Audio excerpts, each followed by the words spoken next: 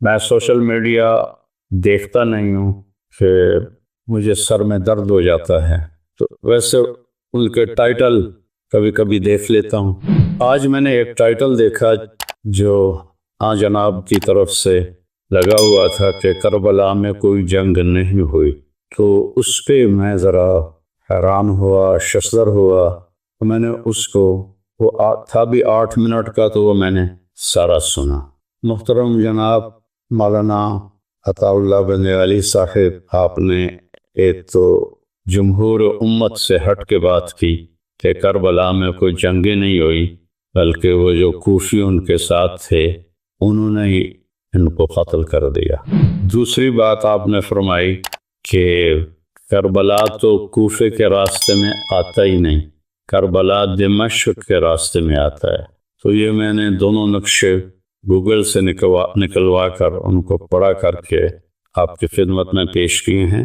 نہ میرا ارادہ کوئی مناظرے کا ہے اور نہ ہی میں نے کبھی یہ اسلوب سیکھا ہے، صرف اپنی معلومات آپ تک پہنچانے کے لیے، منوانے کے لیے بھی نہیں، قائل کرنے کے لیے بھی نہیں، لیکن اہل بیت سے جو میرا ایک تعلق جڑا ہوا ہے اور اللہ نے مجھے ان کی ایک محبت دی ہے۔ لیکن میں بھی مانتا ہوں کہ یزید نے امام حسین علیہ السلام کے قتل کا حکم بالکل نہیں دیا تھا، نہ ہی وہ اس پہ راضی تھا، لیکن جنہوں نے قتل کیا تھا ان کو تو سزا دے سکتا تھا۔ میں نے چھوٹا سا کلپ سنا تھا، اصل میں حکمرانوں کی مجبوریاں ہوتی ہیں، وہ ایسا اپنے رقیق اور ایسا جان چھڑانے کا طریقہ تھا آپ کا اس میں، تو واقع ہر رب کو بھی آپ تعویل کر لیتے ہیں۔ کمال آپ کی بادشاہی ہے، شہنشاہی ہے۔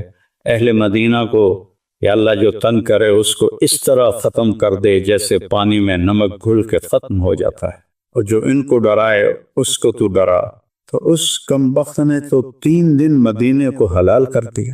تو میں سارے اپنے بہن بھائیوں سے کہتا ہوں جو میری بات سن رہے ہیں کہ اللہ کے واسطے اگر آپ اللہ کے نبی کی اولاد کا دفاع نہیں کر سکتے ہو تو پھر خاموش رہو۔ اب یزید کے دفاع میں مت لگو، اس کا معاملہ اللہ پہ چھوڑو۔ ہم بھی اس کے لیے کوئی یہ فیصلہ ہرگز نہیں کرتے، وہ فیصلہ میرے اللہ کا ہے، یغفر لمن یشاء ویعذب من یشاء۔ لیکن وہ امام حسین کے قاتلوں کو سزا نہیں دی، یہ اس کا جرم عظیم ہے، جرم عظیم ہے، جرم عظیم ہے اور ناقابل معافی جرم ہے۔ اور مدینے پر اس نے حملہ کروایا اور صحابہ کی اولاد کو قتل کروایا، یہ اس کا جرم عظیم ہے۔ اللہ سے دعا کرتا ہوں کہ اللہ آپ کو یزید کا وکیل بننے کی بجائے اہل بیت کا وکیل بنائے، اور جتنے میرے بہن بھائی بچے بچیاں سن رہے ہیں اللہ کرے میری بات ان کے دل میں اتر جائے۔ السلام علیکم ورحمۃ اللہ وبرکاتہ۔ بسم اللہ الرحمن الرحیم، والصلاة والسلام علی سیدنا و مولانا محمد وعلی آلہ واصحابہ اجمعین، اما بعد۔ محترم جناب مولانا عطا اللہ بن علی صاحب اور تمام معزز سامعین، بہن بھائی بچے بچیاں جو بھی سن رہے ہیں، اس وقت خاص طور پر میں آپ سے مخاطب ہوں۔ میں سوشل میڈیا دیکھتا نہیں ہوں کہ مجھے سر میں درد ہو جاتا ہے، تو ویسے ان کے ٹائٹل کبھی کبھی دیکھ لیتا ہوں۔ آج میں نے ایک ٹائٹل دیکھا جو جناب کی طرف سے لگا ہوا تھا کہ کربلا میں کوئی جنگ نہیں ہوئی، تو اس پہ میں ذرا حیران ہوا، ششدر ہوا۔ تو میں نے اس کو، وہ تھا بھی 8 منٹ کا، تو وہ میں نے سارا سنا، جس میں آپ نے ایک تو جمہور امت سے ہٹ کے بات کی کہ کربلا میں کوئی جنگیں نہیں ہوئی، بلکہ وہ جو کوفی ان کے ساتھ تھے انہوں نے ہی ان کو قتل کر دیا۔ دوسری بات آپ نے فرمائی کہ کربلا تو کوفے کے راستے میں آتا ہی نہیں، کربلا دمشق کے راستے میں آتا ہے۔ تو یہ میں نے دونوں نقشے گوگل سے نکلوا کر ان کو بڑا کر کے آپ کی خدمت میں پیش کیے ہیں۔ نہ میرا ارادہ کوئی مناظرے کا ہے اور نہ ہی میں نے کبھی یہ اسلوب سیکھا ہے، صرف اپنی معلومات آپ تک پہنچانے کے لیے، منوانے کے لیے بھی نہیں، قائل کرنے کے لیے بھی نہیں، لیکن اہل بیت سے جو میرا ایک تعلق جڑا ہوا ہے اور اللہ نے مجھے ان کی ایک محبت دی ہے۔ میری ماں بھی اہل بیت میں سے ہے، باپ میرا راجپوت ہے، تو میں پچھلے 30 سال سے ان کے نغمے گا رہا ہوں۔ جب بھی محرم آتا ہے تو میں آپ کے صرف وہ عنوان دیکھتا ہوں جس میں آپ یزید کا بڑا دفاع فرما رہے ہوتے ہیں اور کربلا کے واقعہ کی شکل بالکل تبدیل فرما رہے ہوتے ہیں جو کسی مستند کتاب میں نہیں ہے۔ تو پہلی تو میں یہ گزارش کروں گا کہ آپ اس نقشے پہ غور فرمائیں کہ یہ مکہ سے راستہ چلتا ہے اور یہ جاتا یہ جا کے کربلا ہے سرخ نشان، اور اس کے ساتھ نجف لکھا ہوا ہے، اس کے ساتھ ہی کوفہ ہے۔ تو جو دمشق کا راستہ ہے، آپ نے فرمایا کہ کربلا دمشق کے راستے میں آتا ہے، تو اس سے مجھے تھوڑا سا اندازہ ہوا کہ جغرافیہ کی معلومات آپ کی صحیح نہیں ہیں، اس لیے میں نے یہ نقشہ مکے سے دمشق کا راستہ بتایا ہے جو اوپر جا کر وہ آخر میں سرخ نشان ہے دمشق کا۔ تو اس میں کہیں بھی راستے میں کسی جگہ پر بھی کربلا نہیں آتا۔ یہ راستہ مدینے سے تبوک اور آگے جا کے اردن میں داخل ہوتا ہے اور اردن سے پھر یہ شام تک چلا جاتا ہے، اور یہ راستہ مکہ سے مدینہ کے اوپر سے ہوتا ہوا حائل اور یہ سکاکا اور عرعر اور یہ سرخ نشان کربلا، یہ نجف اور کوفہ، ان کے درمیان میں 6 کلومیٹر کا فاصلہ ہے، یہ ساتھ ہی ہیں۔ تو ایک تو یہ آپ کی خدمت میں گزارش کرنی تھی کہ یہ آپ کی معلومات غلط ہیں کہ کربلا کوفہ کے راستے میں آتا ہی نہیں۔ بڑی حیرت ہوتی ہے، آپ اتنے ذمہ داری سے بات کر رہے ہوتے ہیں لیکن وہ بالکل غلط ہے۔ آپ خود نقشہ اٹھا کے دیکھیں۔ میرا حاشا وکلا کوئی مقصد تنقید نہیں ہے۔ ان اريد الا الاصلاح ما استطعت وما توفیقی الا باللہ علیہ توکلت والیہ انیب۔ ایک یہ بات آپ کی خدمت میں عرض کرنی تھی۔ دوسرا یہ عرض کرنا تھا کہ آپ نے فرمایا کہ امام حسین تو کوفے والوں کو سمجھانے آئے تھے کہ تم یزید کی بیعت نہ توڑو اور یزید کی بیعت پہ قائم رہو۔ انہوں نے توڑی کب تھی جو آپ ان کو نصیحت کرنے جا رہے تھے؟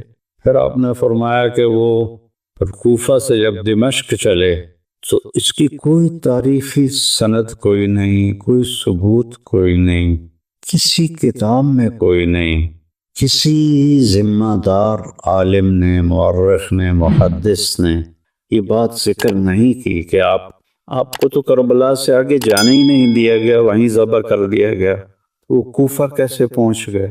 پھر کوفہ سے وہ دمشق جانے لگے تو ان کوفیوں نے سوچا کہ تو ہمارے خط جا کے یزید کو دکھا دے گا، وہ تو ہمیں قتل کرا دے گا، تو انہوں نے سب کو کاٹ دیا اور ان کو قتل کر دیا، جنگ تو ہوئی نہیں۔ تو پھر یہ جو 1400 سال سے وہاں سب کے مزارات ہیں، سب کی قبور ہیں، اس کو جھٹلائیں، سارے مورخین کو جھٹلائیں، آپ جس حوالے سے بات فرما رہے ہیں وہ حوالہ کون سا ہے؟ پھر اگلی بات آپ فرماتے ہیں کہ یہ واقعہ کربلا ابو مخلف لوط بن یحییٰ کی ساری داستان ہے اور وہ کذاب ہے، میں بھی کہتا ہوں کذاب ہے، متروک ہے۔ تو جب وہ اس سارے واقعے کا راوی ہے تو پھر تو اس کی کسی چیز سے آپ استدلال نہیں فرما سکتے، لیکن آپ امام حسین علیہ السلام کی 3 شرطوں پر اتنا آپ زور سے بولتے ہیں، وہ بھی تو ابو مخنف کی روایت ہے، اسی کذاب کی روایت ہے۔ اگر باقی سارا قصہ جھوٹا ہے تو یہ تین باتیں کہاں سے سچی ہو گئیں؟ ان کا راوی بھی وہی لوط بن یحییٰ ہے۔ تو تھوڑا آپ اس پہ غور فرمائیں، اور اس پہ بالکل میری ایک عاجزانہ اپیل ہے۔ دیکھیں میں ہاتھ جوڑ رہا ہوں، آپ ایک معزز خاندان سے تعلق رکھتے ہیں، تو آپ اس پر غور فرمائیں کہ کیا پھر یہ محل اشکال نہیں ہے کہ ان تین شرطوں کو جو امام حسین علیہ السلام کی طرف منسوب کرتے ہیں، اس کا راوی بھی تو ابو مخنف ہے، لوط بن یحییٰ ہے، اور تو کوئی نہیں ہے۔ اور پھر یوں جنگ کا انکار کر دینا، اور بالکل تو وہ ہوئی نہیں تھی۔ من العجائب والغرائب ہے آپ کی یہ بات۔ آپ اس کا کوئی سند بتائیں، کوئی ثبوت بتائیں۔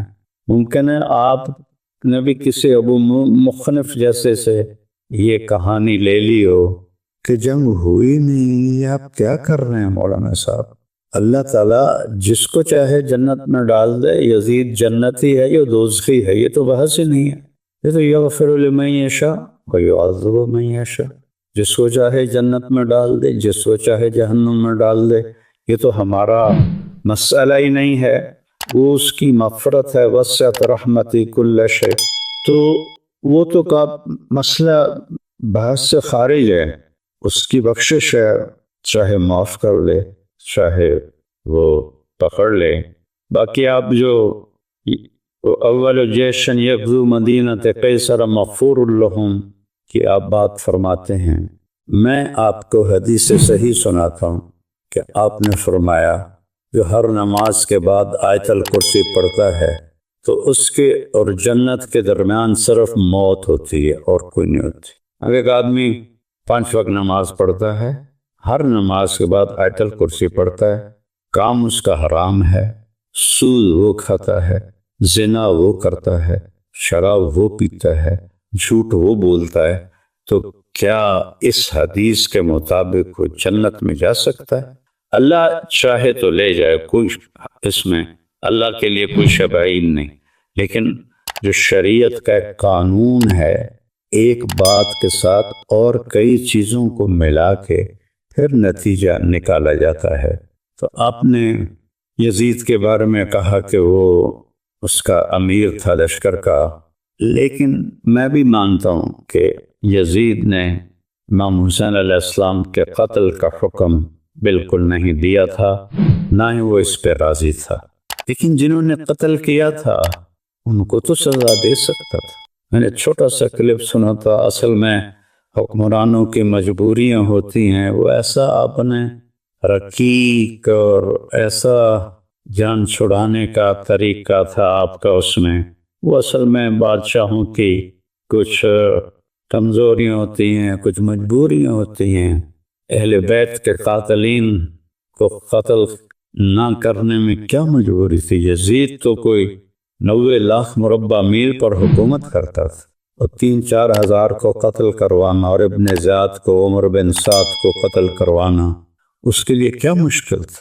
3 بر اعظم پر اس کی حکومت تھی۔ تو اس میں وہ قصوروار ہے، مجرم ہے، میں اس کے جہنمی ہونے کا فیصلہ نہیں کر رہا ہوں۔ وہ اللہ ہے، جس کو چاہے جنت دے، جس کو چاہے جہنم دے، اس میں ہمارا کوئی دعویٰ نہیں ہے۔ پھر جو واقع آپ اس کا بھی انکار کرتے ہیں، کیسی عجیب بات ہے، ہنسی آتی ہے کہ لگتا ہے تاریخ آپ نے پڑھی کوئی نہیں ہے۔ میں تاریخ کا طالب علم ہوں، میں 40 سال سے تاریخ پڑھ رہا ہوں۔ جب میں اسکول پڑھتا تھا میں نے وہاں سے تاریخ شروع کی تھی، پھر عربی کی تاریخ ساری اللہ نے مجھے پڑھنے کی توفیق دی۔ تو واقع حرب کی بھی آپ تعویل کر دیتے ہیں، کمال آپ کی بادشاہی ہے، شہنشاہی ہے۔ اہل مدینہ کو یا اللہ جو تنگ کرے اس کو اس طرح ختم کر دے جیسے پانی میں نمک گھل کے ختم ہو جاتا ہے، اور جو ان کو ڈرائے اس کو تو ڈرا۔ تو اس کمبخت نے تو 3 دن مدینے کو حلال کر دیا۔ اور مسلم بن عقبہ مرری، اس خبیث نے صحابہ کی اولاد کو قتل کیا، صحابہ کو قتل کیا۔ ساری بڑی کہ اس واقع حرہ تو ابو مخنف نے بیان نہیں کیا، واقع حرہ تو لوط بن یحییٰ نے بیان نہیں کیا، واقع حرہ تو محدثین نے، مورخین نے بیان کیا۔ آپ اس میں بھی ڈنڈی مار جاتے ہیں اور تعویل کر جاتے ہیں کتنے بڑے صحابہ اس نے قتل کیے اور کتنے صحابہ کی اولاد قتل. آج تک وہاں جنت البقیع میں حرہ کے شہداء کی جگہ بنی پڑی ہے جو صدیوں سے اس بات کا ثبوت دے رہی ہے. باقی جو مزاج یار میں آئے اس کو تو میں نہیں روک سکتا. اور مسلم بن عقبہ مرری یہ خبیث بوڑھا تھا. جب یہ مدینہ سے نکلا مکے پر کیا حکم تھا یزید صاحب کا کہ پہلے مدینے کو تاراج کرو 3 دن حلال ہے، پھر مکے کو جا کے برباد کرو. یہ ہیں آپ کے آئیڈیل ہر دل عزیز یزید. ہم آپ تو پنجابی لوگ ہیں. عمر بن عبدالعزیز تو بنو امیہ میں سے تھے. ان کے سامنے کسی نے یزید کو امیر المومنین کہا تو عمر بن عبدالعزیز نے وہیں کھڑے اس کو 20 کوڑے لگوائے کہ ایک ظالم کو تو امیر المومنین کہتا ہے. تو جب وہ مدینہ سے نکلا تو ذوالحلیفہ جا کے مر گیا اور اس کے آخری الفاظ تھے کہ یا اللہ کلمے کے بعد میرے پاس بخشش کا سب سے بڑا عمل مدینے والوں کا قتل ہے. یہ اس خبیث کے الفاظ تھے. وہ مر گیا. انہوں نے وہاں دفن کیا حسین بن نمیر، حسین سعد کے ساتھ. بن نمیر کو امیر بنا کے یہ عبداللہ بن زبیر کے ساتھ لڑائی کے لیے چل پڑے. حضرت حنظلہ رضی اللہ عنہ کے بیٹے جو غسیل الملائکہ ہیں ان کے بیٹے عبداللہ بن حنظلہ کو مسلم بن عقبہ نے قتل کروایا تھا. تو ان کی باندی نے مدینے والوں سے کہا کہ میں نے یہ منت مانی تھی کہ اگر اللہ مجھے اس کی لاش پہ قابو دے گا تو میں اس کو سولی پہ لٹکاؤں گی. تم سب چلو میرے ساتھ. میرے بھائیو 10 محرم بھی ایک داستان ہے. یہ داستان نہیں ہے، یہ سبق ہے. یہ داستان نہیں ہے، یہ سبق ہے، یہ پیغام ہے، یہ قربانی کی لازوال مثال ہے. لوگ شہید ہو کے عزت پاتے ہیں اور میں کہتا ہوں حسین نے شہادت کو عزت عطا کر دی. لوگ شہید ہو کر عزت کا تاج سر پہ سجاتے ہیں لیکن حسین نے شہید ہو کر شہادت کے سر پہ عزت کا تاج سجا دیا. لوگ قربان ہو کر بڑے بنتے ہیں اور حسین نے قربان ہو کر قربانی کو بڑا بنا دیا. لوگ اللہ کے نام پہ لٹ کر پٹ کر مٹ کر وہ کامیابی کے ترانے کامیابی کے زینے طے کرتے ہیں اور حسین نے لٹ کر پٹ کر مٹ کر اور اپنے آپ کو فنا کر کے کامیابی کو عزت کا مفہوم پہنا دیا، عزت کا لباس پہنا دیا. اس لیے تو میں اپنی طرف سے لفاظی نہیں کر رہا ہوں. میرے نبی نے کہا جنت کے سردار ہیں حسن اور حسین. میرا رب کہے گا جنت سے اے جنت میں نے تمہیں خوبصورت، ارے وہ جنت پہلے ہی بڑی سونی ہے، اس کو خوبصورت بنانے کے لیے سنو. بڑے زمانے بعد حدیث یاد آئی. میرے نبی نے میرے اللہ فرمائیں گے اے جنت میں نے تمہیں حسن اور حسین سے خوبصورت بنا دی. شہادت کو حسین نے خوبصورت بنایا، قربانی کو آل رسول نے خوبصورت بنایا، کامیابی کو آل رسول نے مفہوم پہنایا. اللہ کے نام پر مر مٹنے کے لازوال معنی سمجھائے. اللہ کو پا لینے کے لیے کیا کہاں تک جایا جا سکتا ہے کر کے دکھایا. اللہ کو پا کر سب کچھ کھو کر کیا کیا جا سکتا ہے. کربلا وہ پیغام ہے. ام سلمہ سے آپ نے فرمایا ام سلمہ آج ایک فرشتہ ملنے آ رہا ہے بہت خاص، کسی کو اندر نہیں آنے دینا. بس ام سلمہ پیرے پہ کھڑی ہو. تھوڑی دیر میں حسین آ گئے، چھوٹے بچے معصوم ابھی اندر جانے لگے. انہوں نے روک دیا، وہ رونے لگے، وہ روئے تو انہوں نے چھوڑ دیا. تھوڑی دیر کے بعد اندر سے میرے نبی کے زور زور سے رونے کی آواز آئی. زور سے رونے کی آواز ہے. ام سلمہ رہ نہ سکی، بھاگ کے اندر گئیں. تو آپ نے کیا دیکھا؟ آپ نے حسین کو یوں سینے سے چمٹایا ہوا اور ایسے ہل کے رو رہے تھے، بلک سسک کے رو رہے تھے اور آپ کے آنسو آپ کے رخسار اور داڑھی پر کتر کر رہے تھے. آپ نے یوں بھیجا ہوا ایسے دبایا ہوا تھا. تو حضرت ام سلمہ نے کہا میرے ماں باپ قربان یا رسول اللہ کیا ہوا؟ آپ ایسے تڑپ کے کیوں رو رہے ہیں؟ تو آپ نے روتی آواز میں کہا بہتے آنسوں کے ساتھ کپاتے بدن کے ساتھ کہ ام سلمہ یہ فرشتہ جو مجھے ملنے آیا تھا یہ میرے بچے کو دیکھ کر کہہ رہا ہے کہ آپ کی امت اس بچے کو قتل کر دے گی اور جہاں اس کا خون گرے گا وہ مٹی مجھے دکھائی ہے اس نے. کہ میں اس لیے اس پہ رو رہا ہوں، ابھی تو وہ شہید نہیں ہوئے اور رویا جا رہا ہے، کہ ہم تو ان کی شہادت پہ روتے ہیں بھائی، ہم تو ان کی شہادت پہ روتے ہیں، اور یہ قیامت تک روتے رہے گی دنیا، قیامت۔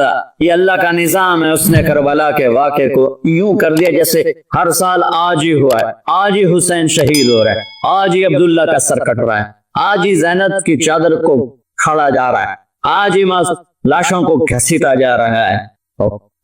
حسین کو سر کٹانے کی ضرورت نہیں تھی جنت کے لیے، وہ تو ماں کا دودھ بھی ابھی نہیں چھوٹا تھا، تو میرے نبی نے فرما دیا تھا حسن اور حسین جنت کے نوجوانوں کے سردار ہیں۔ رات کو سوئے پڑے ہیں سارے، اور حسن کی آنکھ کھلتی ہے، وہ کہتے ہیں اماں پانی پینا ہے، پیاس لگی، فاطمہ اٹھنے لگتی ہیں، میرے نبی فرماتے ہیں بیٹھ جا بیٹھ جا، گھڑے میں پانی سامنے رکھا ہے، آپ گلاس اٹھاتے ہیں، گھڑے کی طرف نہیں جاتے، باہر نکل جاتے ہیں، صحن میں حضرت علی کی بکری کھڑی ہوئی ہے، اور وہ مری المردہ ادوتے ماسی کوئی نہیں دودھ کتھوں ہونا، لیکن میرے نبی نے اس کے تھنوں کو ہاتھ لگایا تو لٹک کر دودھ سے نیچے آ گیا، بھر گئے، پھر آپ نے پیسے دودھ نکالا، گلاس فل کیا، بھر کے اندر لائے، تو اتنے میں حسین بھی اٹھ گئے تھے، وہ بھاگ کے آگے آ گئے، حسین ذرا پھرتیلے زیادہ تھے، وہ آگے آ گئے، تو آپ نے کہا پیچھے ہٹ، تو پیچھے ہٹ، تو فاطمہ کہنے لگی یا رسول اللہ آپ کو حسن سے زیادہ پیار ہے؟ کہ نہیں میرے تو دونوں آنکھوں کی ٹھنڈک ہے، پر حسن نے پہلے مانگا ہے، اس کو پہلے دوں گا، حسین نے بعد میں مانگا ہے، اس کو بعد میں دوں گا، تو آپ نے پہلے حسن کو پلایا، پھر حسین کو پلایا، پھر فاطمہ کو پلایا، آپ نے خود نہیں پیا، انہیں تینوں کو پلا کر پھر فرمایا، اور مولا علی سوئے ہوئے ہیں، وہ نہیں اٹھے، سوئے ہوئے ہیں، آپ نے فرمایا فاطمہ تو اور میں اور یہ دونوں اور یہ جو سویا ہوا ہے، ہم سب قیامت کے دن ایک ہی جگہ پر ہوں گے، بمکان واحد یوم القیامہ، میں اور تو اور دونوں بچے اور یہ سویا ہوا، ہم قیامت کے دن ایک ہی جگہ پر ہوں گے، ایک ہی جگہ پر ہوں گے۔ ایسے حسن سر سے لے کر چھاتی تک اللہ کے نبی کی تصویر تھے، چھاتی سے لے کر پاؤں تک اپنے باپ کی تصویر تھے، حسین سر سے لے کر چھاتی تک اپنے باپ کی تصویر تھے، اور چھاتی سے لے کر پاؤں تک اپنے نانا کی تصویر تھے۔ اس مشابہت کی وجہ سے میرے نبی فرمایا کرتے تھے حسن میرا بیٹا ہے، حسین علی کا بیٹا ہے، دونوں کے ساتھ مل کے کشتی کرتے تھے، گھر میں تشریف لاتے، این اللقا، وہ میرے شرارتی بیٹے کہاں ہیں، دو جہان کی سرداری دے کر بچوں کو وقت دیتے، ساتھ کھانا کھاتے، انہیں کھانا کھلاتے، ان کو گود میں لیتے، ان کو سینے سے لگاتے، کبھی ماتھا چومتے، کبھی ہونٹ چومتے، کبھی سینہ چومتے۔ جب امام عالی مقام کا کٹا ہوا سر ابن زیاد کے سامنے آیا تو اس نے منہ پہ چھڑی ماری تو ہونٹوں پہ لگی، تو حضرت زید بن ارقم کھڑے ہو کر رونے لگے، کہا ظالم ان ہونٹوں پہ چھڑی نہ مار، میں نے ان ہونٹوں پہ نبی کے ہونٹوں کو لگتے دیکھا ہوا ہے، تو بڈھا ہو گیا ورنہ تجھ بھی میں قتل کر لیتا۔ دونوں بچوں کی کشتی کروا رہے، دونوں بچوں کی کشتی کروا رہا، خود بیٹھ کے ان کی کشتی دیکھ رہے، ہے کیا سارے لاڈ لڈا دیے 7 سال میں ہی، کہ آپ کو پتا تھا ان کے ساتھ میری امت نے کیا کرنا ہے۔ تو حسین تھوڑا سا دب رہے تھے، حسن ذرا بڑے تھے نا، وہ دبا رہے تھے، تو آپ حسین کو تھاپڑا مار رہے، حسین شاباش، حسین شاباش۔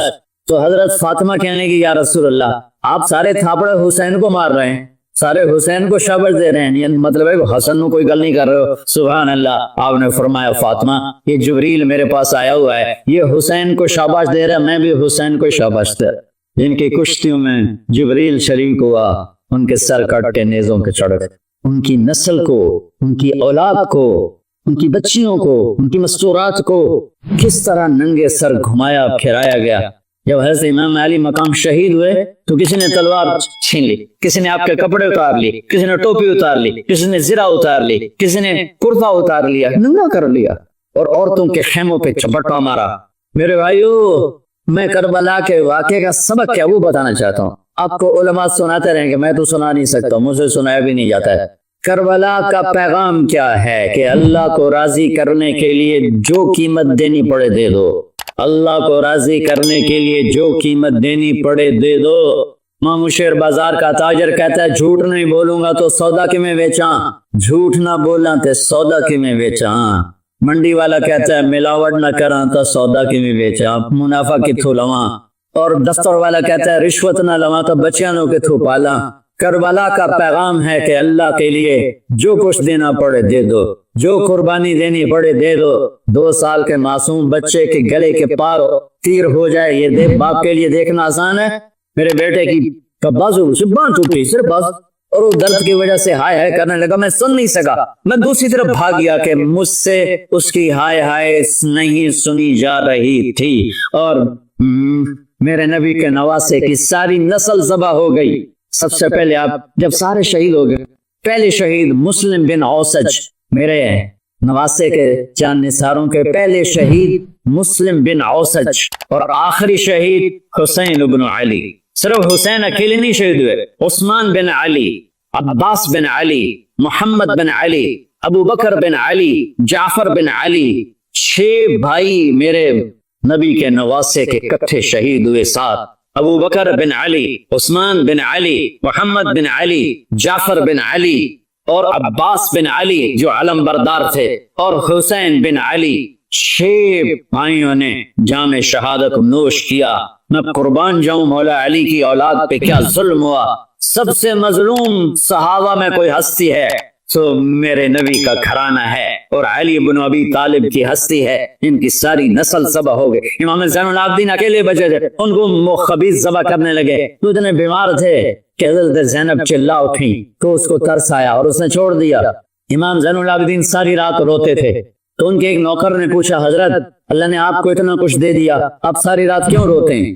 تو انہوں نے فرمایا، وہ پھر رونے لگے، فرمایا ارے میرے بھائی، یعقوب علیہ السلام کا ایک بیٹا گم ہوا تھا جو بعد میں مل گیا، 40 سال روتے روتے آنکھیں خوش سفید ہو گئیں، اندھے ہو گئے، اور میں نے اپنی ساری نسل کو اپنی آنکھوں کے سامنے ذبح ہوتے دیکھا۔ اور آل رسول میں سب سے پہلے علی اکبر شہید ہوئے، سب سے پہلے علی اکبر، اور پھر سب سے آخر میں قاسم بن حسن، چھوٹے تھے، معصوم تھے، ان کے بابو کو خیمے سے نکلے لاٹھی لے کر جب دیکھا نا کہ چاچا اکیلا رہ گئے، چھوٹے تھے، لاٹھی لے کر نکلے، کم بختوں نے ان کو بھی معاف نہیں کی، اور ایک تلوار کا وار لگا، ان کا بازو کاٹ کے رکھ دیا، ان کا واہ یا عمہ، آئے میرا چچا، اور گر کے تڑپے نا۔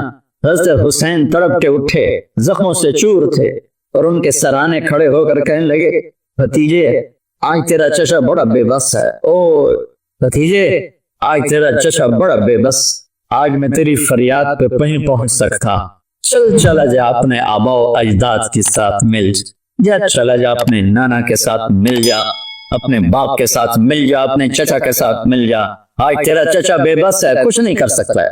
اور ان کی لاش کو اٹھایا اور جا کر جہاں باقی شہزادے لاش گرے پڑے وہاں جا کے لٹا دیا، اور پھر بیٹھ گئے، زخمی تھے، پھر ان کو قتل کرنے کے لیے آگے نہیں بڑھ رہا، تو آپ نے آپ کے بیٹے عبداللہ 2 سال کے تھے، آپ نے ان کو بلوایا، خیمے سے بلوایا، ابھی تقدیر کا اور کچھ امتحان باقی تھا، میں قطر میں تھا جماعت میں، ہاسپٹل گیا، مجھے درد تھا، ٹیکا لگوانا، ایمرجنسی سے گزرا تو ایک